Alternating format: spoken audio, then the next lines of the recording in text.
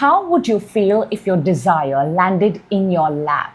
How would you feel if your desire was standing in front of you? How would you feel if you were holding your desire in your hands? How would you feel if your desire was being handed over to you? How would you feel if you were handpicked to receive your desire? How would you feel? Whether you're manifesting a house, whether you're manifesting a car, whether you're manifesting a special person, whether you're manifesting the love of your life, the romance of your life, your dream job, whatever it is, this always works. Whatever you're doing at this point of time, I need you to drop that and I need you to pay full attention on what we are going to be doing in the next few minutes. So if you are busy or you're doing something, save the video, come back to it later. However, if you're free, let's begin. Welcome to yet another episode of Manifesting Amazing Things with me. Look, if you've clicked on this video, it's not a coincidence, it's not random, because I believe nothing in the universe is random. And if you are here, it's because the universe wants you to be here. You and I belong in this process of manifestation. I am super excited. The thing that you need to expedite your manifestation. What I want you to do is I want you to take your hand and keep it right in front of you, just like that. We are going to put an orange on top of this. So we take the orange and we put the orange. This is not an ordinary orange, the small ones. This is like a really nice, big, juicy orange. It's beautiful, it's vibrant, it's orange in color. Since it's a big orange, you might just have to spread your hands a little more wider so that the orange fits. Very nice, very beautiful. I want you to keep holding that orange, keep feeling the orange. You know how orange has this texture? You can feel the orange. So many times we remove the peel of the orange and we apply it on our skin or we mix. So that kind of textury feel of the orange. Orange might just be getting a little bit heavier in your hand and you're feeling the weight of the orange. I want you to take it closer to your nose so that you can smell the fragrance of the orange. Let's bring it closer and do that.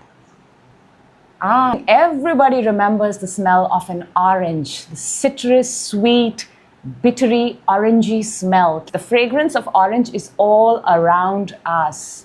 At this point of time, I want you to close your eyes and just enjoy the presence of holding a big, beautiful, juicy, textured orange whose fragrance is all around you. I want you to open your eyes one more time and take a good look at the orange that is right there in front of you.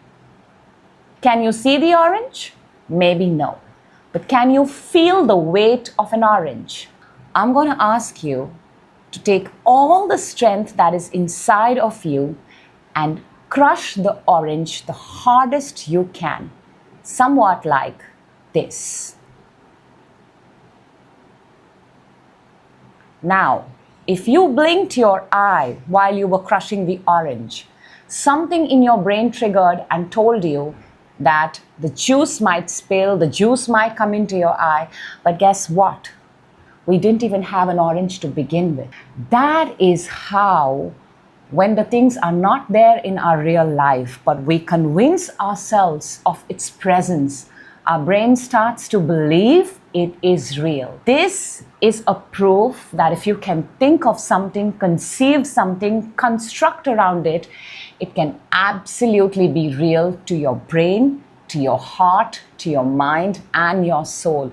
Legends like Neville Goddard, Florence Shinn, Abraham Hicks uses the concept of feeling so that we understand the concept of manifestation and we can bring manifestation faster into our lives. Whatever your desire is, how do you truly feel about it? Just like we did with the orange, I encourage you to take your manifestation, bring it up that close, and now feel it. How does it make you feel? What does it do to your senses? How good do you feel around it? How great do you feel around it?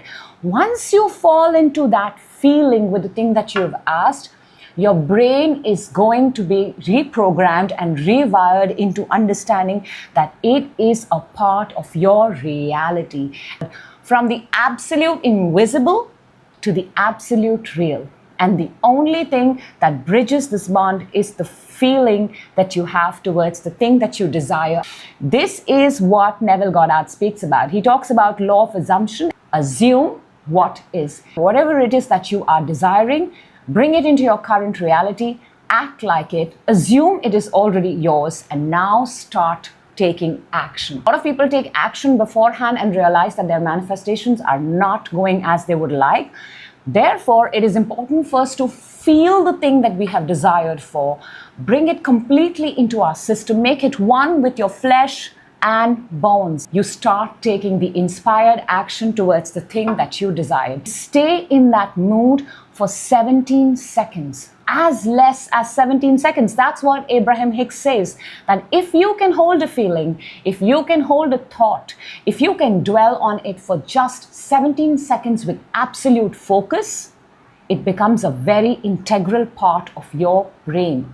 It now has the possibility of becoming real. So 17 seconds is a starter, but if you want to go ahead and increase the number of seconds, minutes, hours, you're just bringing your manifestation closer and closer. You can also start speaking things that make your manifestation feel so surreal and so real. This is where the power of words comes. And Florence Shinn, she is an excellent person who emphasizes on the power of words. When you start using the right words, the change that your brain identifies, the triggers that your brain understands, becomes super clear and absolutely real for your manifestation. For example, if you say, I want a better paying job, a better paying job. Why not go all out and say, I want the best paying job? There is a difference between the word better and the best also. Better could be better than your previous, but best means your absolute best. So the choice of words can also accelerate and elevate your vibrations towards your manifestation. In meditative state, they absolutely feel the feeling of their desire to its absolute smallest particle. So from this moment onward, start first with the feeling of it.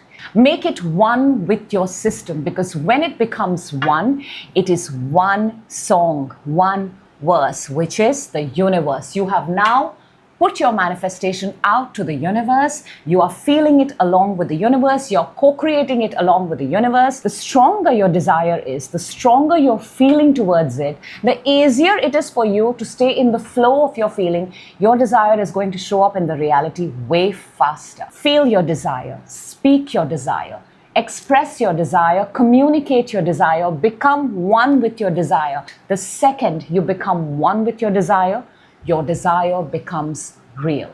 To first start manifesting those things that you're truly aligned with, because you see the results way faster, because feeling them is that much more simpler. It doesn't matter where your desire comes from. The desire has chosen to become yours. It is something about that desire that it attracts itself to you.